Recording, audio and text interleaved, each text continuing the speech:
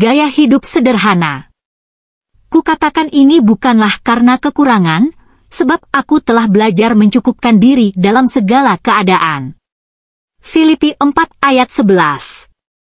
Ayat yang ditulis Rasul Paulus ini mengajarkan kepada kita untuk mencukupkan diri di dalam segala keadaan.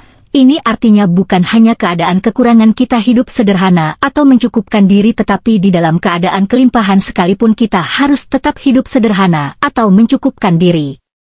Mengembangkan gaya hidup bersahaja atau sederhana memang tidak mudah, terutama bagi seseorang yang saat lahir orang tuanya telah kaya raya. Namun kalau kita menyimak anjuran Rasul Paulus untuk jemaat di Filipi, ia berkata, "Sebab aku telah belajar mencukupkan diri dalam segala keadaan." Ini artinya gaya hidup mencukupkan diri adalah gaya hidup yang Rasul Paulus praktekkan dan bukan hanya sekedar anjuran. Menurut pengamatan saya, sangat jarang gereja di kota besar yang menganjurkan gaya hidup sederhana atau gaya hidup mencukupkan diri. Mengapa? Karena gaya hidup sederhana bukanlah harapan kita semua. Bahkan di dalam keadaan resesi sekalipun tidak banyak gereja mengkhotbahkan gaya hidup sederhana. Ada pepatah konyol yang sangat kita sukai berbunyi, lahir bahagia, muda foya-foya, tua kaya raya, mati masuk sorga. Inilah harapan dan impian hampir kita semua. Padahal kalau kita pelajari Alkitab, Tuhan Yesus pun berkata, "Serigala mempunyai liang dan burung mempunyai sarang, tetapi anak manusia tidak mempunyai tempat untuk meletakkan kepalanya." Matius 8 ayat 20, yang artinya di dalam hidupnya, Yesus pun rela hidup sederhana sehingga tidak punya rumah atau tempat tinggal tetap.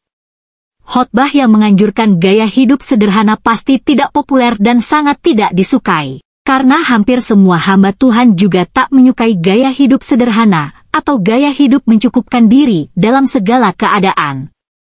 Bahkan, ada cerita nyata dari seorang teman hamba Tuhan yang bersepeda motor saat bertugas menyampaikan firman Tuhan. Ia ditegur oleh pemimpin gereja besar yang mengundangnya berkhotbah di tempatnya dan memintanya lain kali untuk naik mobil jika diundang berkhotbah di gerejanya. Apa ini artinya?